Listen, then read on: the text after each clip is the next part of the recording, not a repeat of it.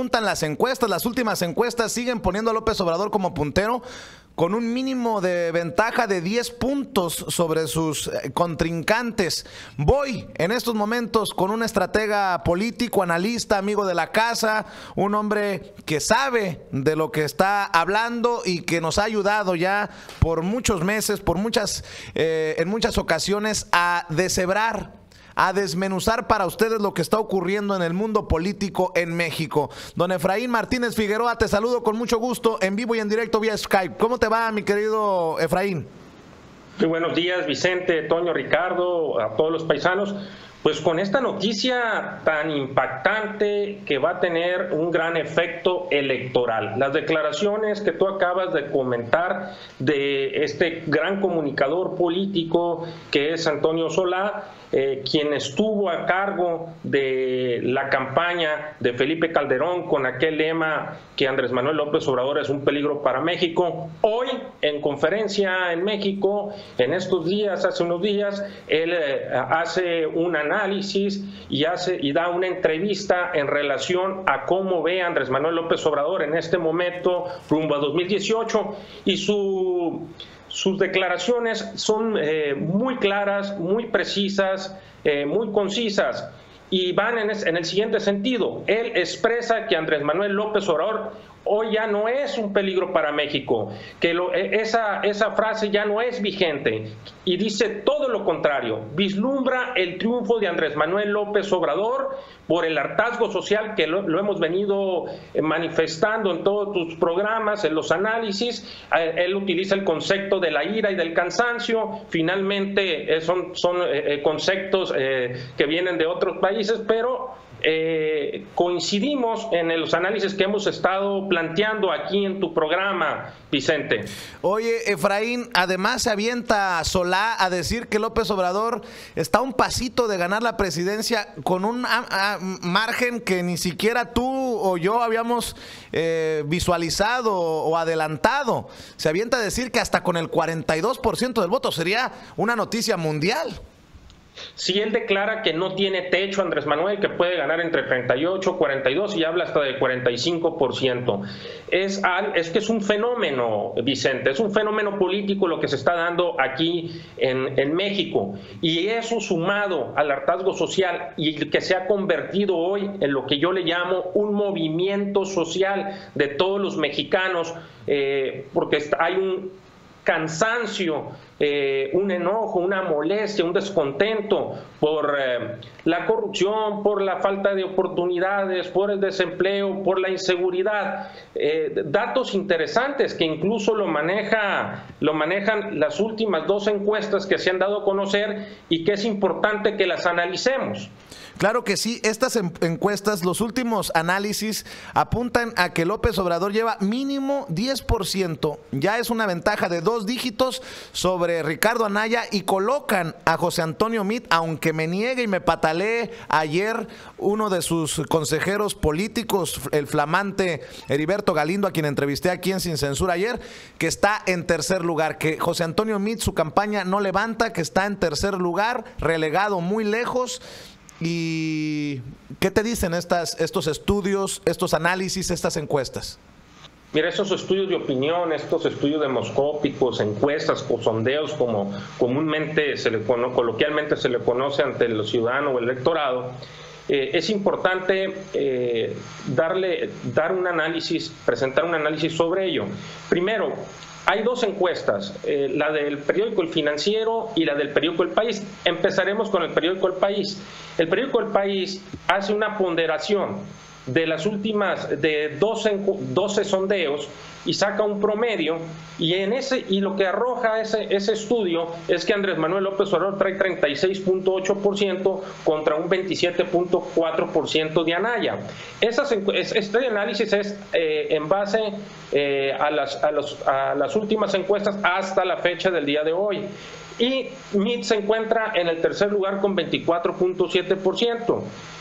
Zavala anda en el 6.8% y el Bronco en el 2.8%. Y los demás en un nivel bajo que no se puede considerar competitivo.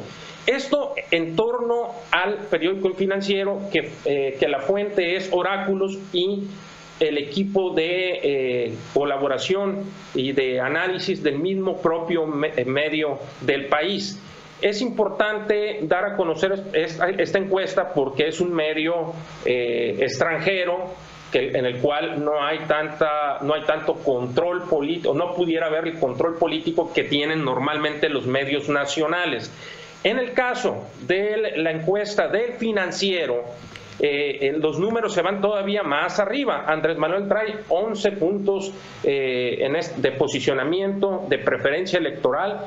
Ya hay Ricardo Anaya con 38% y Ricardo Anaya se encuentra en 27%. José Antonio Meade en tercer lugar con el 22% y Margarita Zavala en 7%, Jaime Rodríguez como independiente en 3% y Armando Ríos Peter en 3%. Efraín, no podemos confiar plenamente en las encuestas porque ya nos han demostrado que fallan. Que puede haber incluso, como en Estados Unidos, un voto de vergüenza, ¿no? Que no te van a decir cuando los entrevistas que van a votar por Trump, en este caso que van a votar por el PRI otra vez. ¿De qué tanto nos van a servir estos estudios y estos análisis ahora que se viene lo bueno, las campañas fuertes?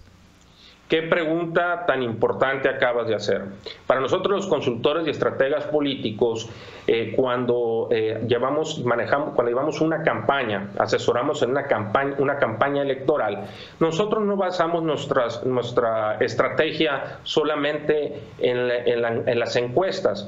Una encuesta simplemente es una fotografía, es una medición para orientarnos de cómo se encuentran posicionados, en este caso, nuestros clientes o nuestros candidatos.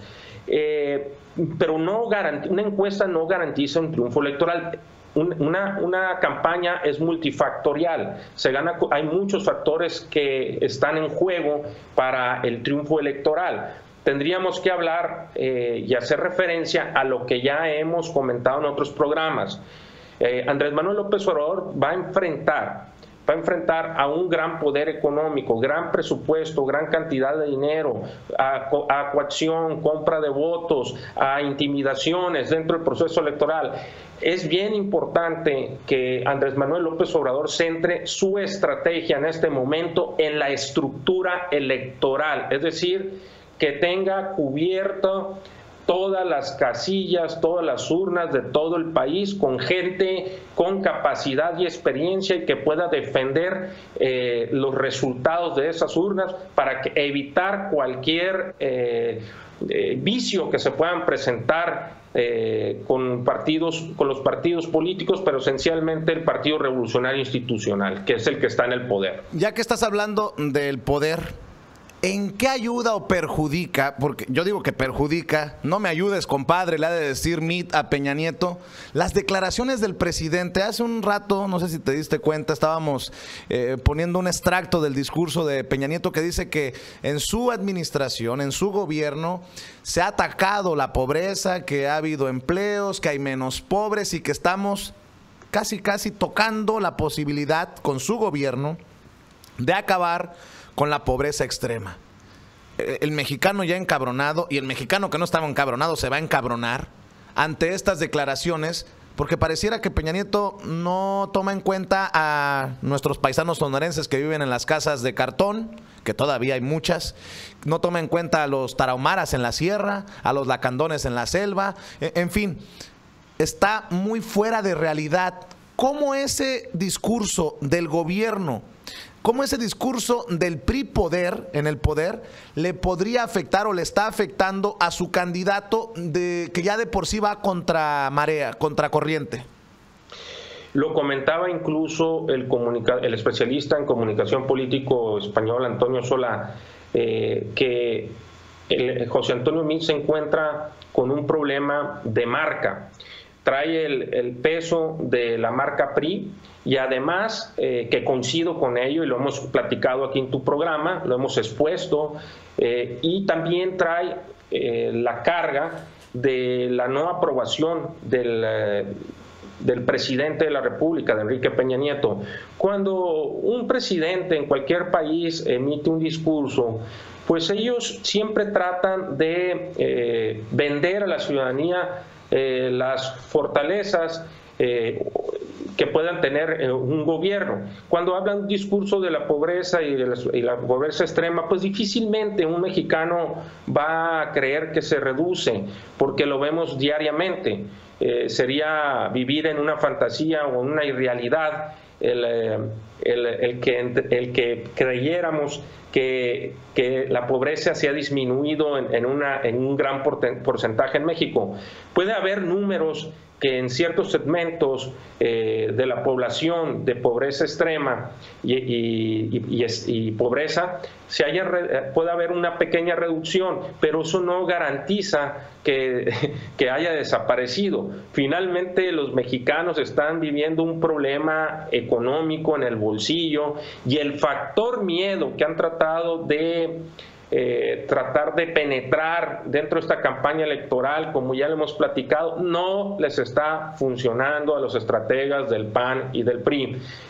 Finalmente, lo poco que ha subido Ricardo Anaya obedece a la caída porcentual de Margarita Zavala. Está recogiendo un poco los puntos porcentuales que Margarita Zavala está perdiendo, que fueron 7 puntos porcentuales los que perdió Margarita Zavala en las últimas mediciones, y eso lo recoge Ricardo Anaya, además del poco de los puntos porcentuales que también se le ha caído o se le han ido al candidato José Antonio Meade del PRI.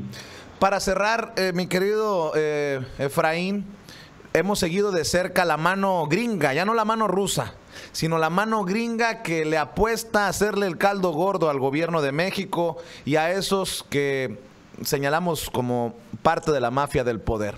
Estuvo el secretario de Estado Rex Tillerson advirtiendo de la tecnología avanzada de los rusos, de la intención que podrían tener en meter la mano en el proceso electoral de México. Ha habido senadores estadounidenses que han puesto el grito en el cielo por la posibilidad de que Rusia interfiera en las elecciones en México. ¿Qué tanto peso puede tener esto para el público, o si en determinado momento nos está dejando ver cómo Estados Unidos también tiene intención de tener una injerencia en el proceso electoral de México? ¿Cómo lo entiendes tú? Estados Unidos, siendo nuestro país vecino y una potencia mundial, siempre ha tenido injerencia en las decisiones políticas en México. Siempre lo ha existido. Cuando tú lees la historia de México en las distintas etapas, siempre ha intervenido en las decisiones políticas electorales en México.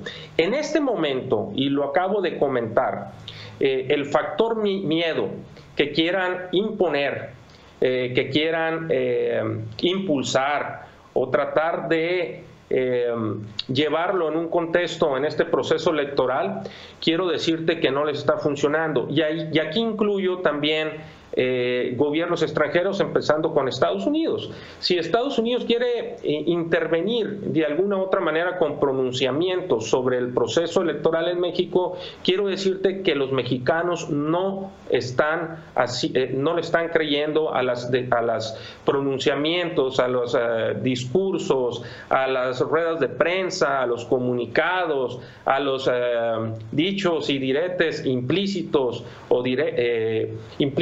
o indirectos que puedan estar manifestando ciertos funcionarios públicos del gobierno de Estados Unidos. Los mexicanos ya no le tienen miedo a ningún país, no le tienen miedo y están decididos a emitir su voto, su sufragio en este próximo proceso electoral de este 2018 con un común denominador que se llama hartazgo social, un voto antisistema, un voto de castigo, y eso está ya a la vuelta de unos meses. pues ojalá que así como el ciudadano de a pie, la iniciativa privada, los empresarios tengan perdóname, mi querido Efraín, tú eres muy propio, yo soy muy mal hablado, que tengan los huevos para no doblegarse ante este discurso que trae también Estados Unidos a México, luego de la visita de Rex Tillerson y estas advertencias que hacen varios senadores de Estados Unidos. Yo te mando un abrazo, mi querido Efraín, como siempre agradecido, excelente tu análisis y bueno, pues sigamos hablando sin pelos en la lengua, sin censura. Vicente, ya nada más para finalizar y concluir, creo que estas declaraciones que hace Tillerson finalmente fortalecen a Andrés Manuel López Obrador. Órale, pues ahí está la cereza del pastel que nos deja Efraín Martínez Figueroa. Saludos a la familia, mi querido Efraín. Un abrazo a todos los paisanos por allá, a Toño y a Ricardo, y nos vemos en la próxima colaboración, Vicente. Claro que sí, el próximo miércoles o antes, si lo amerita la noticia. Y me mandaron este video que presuntamente sale desde Perú, de cómo castigan a un presunto violador.